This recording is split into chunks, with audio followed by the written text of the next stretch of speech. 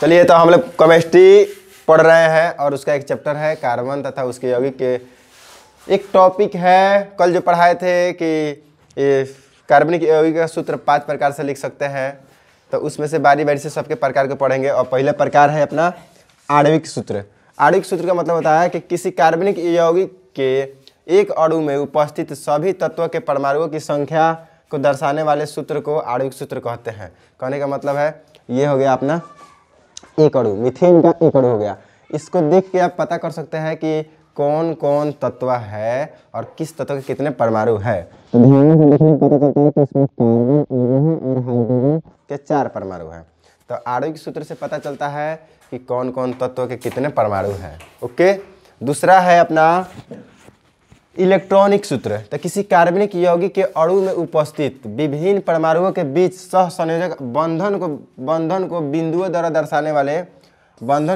दर्शाने वाले सूत्र को इलेक्ट्रॉनिक सूत्र कहते हैं, जिसमें एक बिंदु या क्रॉस एक इलेक्ट्रॉन को दर्शाता है। जैसे मीथेन का इलेक्ट्रॉनिक सूत्र, इस चीज़ को हम पहले से पढ़ा दिए हैं, सब कोई जानता है। कार्बन का जो 4 गो बाहरी कक्ष में इलेक्ट्रॉन रहता है, यहाँ पे बिंदु से दिखा दिए हैं। और हाइड्रोजन के एक इलेक्ट्रॉन जो होता है वो यहाँ पे क्रॉस से दिखा दिए हैं। और कार्बन को चाहिए 4 और इलेक्ट्रॉन, तो 4 को हाइड्रोजन से एक इलेक्ट्रॉन ले लिया है, तो इसका अष्टक पूरा हो गया है। और इसको मात्र 2 चाहिए, तो एक ले लिया कार्बन का, ई वाला ए ले लिया, ई वाला ए ले लिया, मतलब एक को ले लिया, तो ये भी अपना पूरा कर लिया। उसका अष्टक नहीं होता, उसका दूसरा होता है। कहने का मतलब इस बिंदु द्वारा क्रॉस द्वारा दिखाने वाले संरचना सूत्र को क्या मतलब, जब दिखाने वाले सूत्र को बोलते हैं इलेक्ट्रॉनिक सूत्र। क्या है, इसमें इलेक्ट्रॉन की संख्या को दिखा रहा है, कितना इलेक्ट्रॉन किधर जा रहा है। देखिए, एक इलेक्ट्रॉन मतलब ये हाइड्रोजन का कार्बन में, इस हाइड्रोजन का कार्बन में, इस हाइड्रोजन का कार्बन में जा रहा है, तो इसमें इलेक्ट्रॉनों को देख रहे हैं। ठीक है, कितना इलेक्ट्रॉन साझेदारी कर रहा है। तीसरा होता है अपना संरचना सूत्र, सबसे बढ़िया। किसी कार्बनिक यौगिक के अणु में उपस्थित परमाणुओं यहाँ से जाकर पढ़ना है कि व्यवस्था को दिखाने वाले परमाणु की व्यवस्था, समझ रहे हैं ना, को दिखाने वाले सूत्र को संरचना सूत्र कहते हैं। इनमें 2 परमाणुओं के बीच के बंधन में इलेक्ट्रॉनों को एक रेखा द्वारा दर्शाया जाता है। जैसे यहाँ पे देख लीजिए, इसके अगले पार्ट से ही बना है, इधर देखिए यहीं से ये आया है। जैसे हाइड्रोजन और कार्बन के बीच में एकल आबंध है, मतलब एक इलेक्ट्रॉन इसका और एक इलेक्ट्रॉन इसका शेयर हुआ है, साझेदारी हुआ है। और यहाँ पे देखिए, यहाँ पे एकल आबंध है, इसका मतलब एगो इलेक्ट्रॉन और इसका भी एगो इलेक्ट्रॉन। यहाँ पे एकल आबंध का मतलब होता है कार्बन का एगो इलेक्ट्रॉन, हाइड्रोजन का एगो इलेक्ट्रॉन, सहसंयोजी आबंध बनाया है और एक एक बनाया है ना, इसलिए एकल आबंध है। अगले स्टेप में जाएगा तो क्या हो जाएगा, CH4।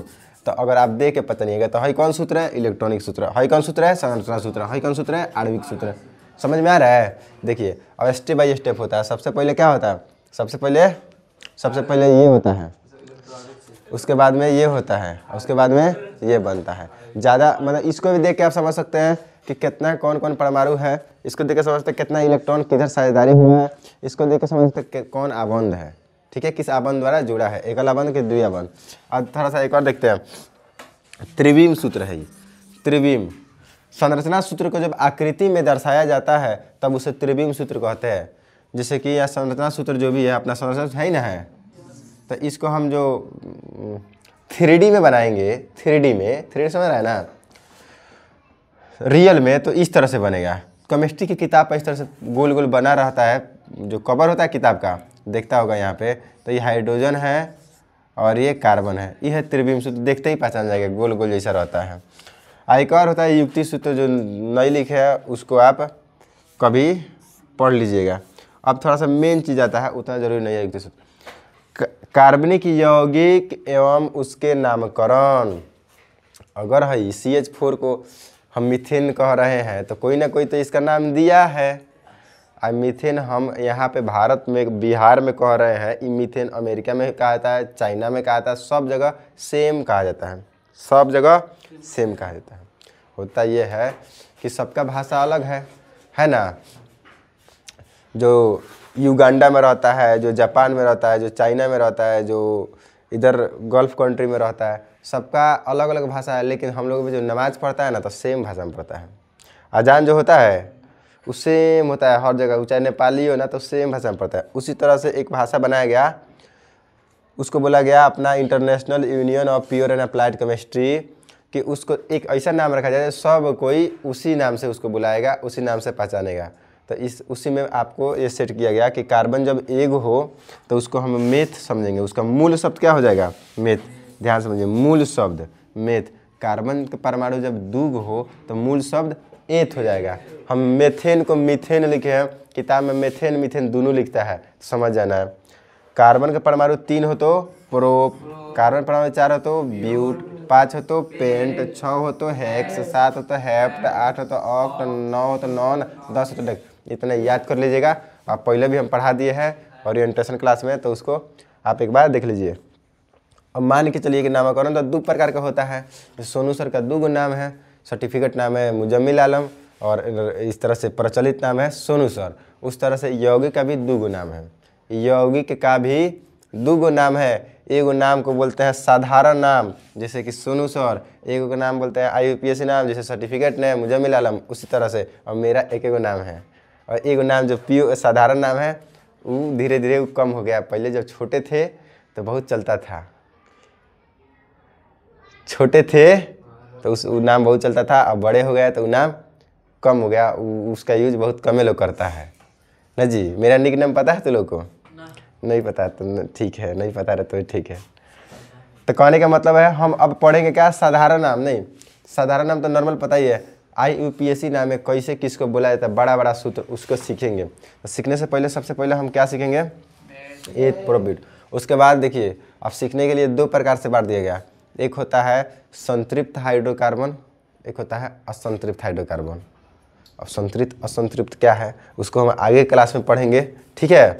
समझ लो कि अगर कार्बन मतलब किसी यहाँ पे देखो, संरचना सूत्र में अगर एकल आबंध है तो वो है संतृप्त हाइड्रोकार्बन। कची है? संतृप्त हाइड्रोकार्बन। अगर डबल आबंध या ट्रिपल आबंध है तो वो है असंतृप्त। असंतृप्त समझ में आ गया? मतलब कोई यौगिक बना है, कार्बनिक यौगिक, अगर उसके बीच का जो आबंध है, जो भाई साझेदारी करके बना है, तो दिखाई करेगा। एक एक इलेक्ट्रॉन का साझेदारी किया है तो एकल आबंध, 2 इलेक्ट्रॉन का साझेदारी किया है तो डबल आबंध। तो अगर 2 को साझेदारी किया है या 3 को, तो वो हो जाएगा असंतृप्त हाइड्रोकार्बन। और एक को साझेदारी किया है तो वो हो जाएगा संतृप्त हाइड्रोकार्बन। जैसे कि मेथेन है, तो अभी मेथेन का सूत्र हम लोग देखें तो एक साझेदारी किया है तो कौन हाइड्रोकार्बन है? संतृप्त हाइड्रोकार्बन है। वही जब आगे बढ़ेंगे ना तो असंतृप्त पढ़ेंगे। और नया नया चीज़ भी होता है। सुनो, IUPAC में 2 चीज़ होता है। जैसे कि हमारा टाइटल है महफूज आलम, ठीक है, धीरेन्द्र शास्त्री, नीतीश कुमार। तो देखो, एक जो पहले है ना उसको बोलते हैं उपसर्ग, और जो बाद में है ना उसको बोलते हैं प्रत्यय। तो हई जो है ना मेथ प्रोबिट, इस शुरू में रहता है, ये उपसर्ग का काम करता है। ये क्या चीज में रहता है? शुरू में रहता है। और अंत में रहता है एन, आइन, आइल, इन ना, ओहल, अल्डिहाइड, बहुत कुछ रहता है। तो जो शुरू में रहेगा यह रहेगा, तो ये किसका काम करेगा? उपसर्ग का। अब प्रत्यय के बारे में हम बारी बारी से पढ़ेंगे। वो हाइड्रोजन की संख्या के ऊपर निर्भर करेगा, या हाइड्रोजन के अलावा भी अगर OH है, F है, I है, तो उसके हिसाब से उसका नाम चेंज हो जाता है। आगे क्लास में हम लोग पढ़ेंगे। इसको रुक दो भाभी, बिना लाइट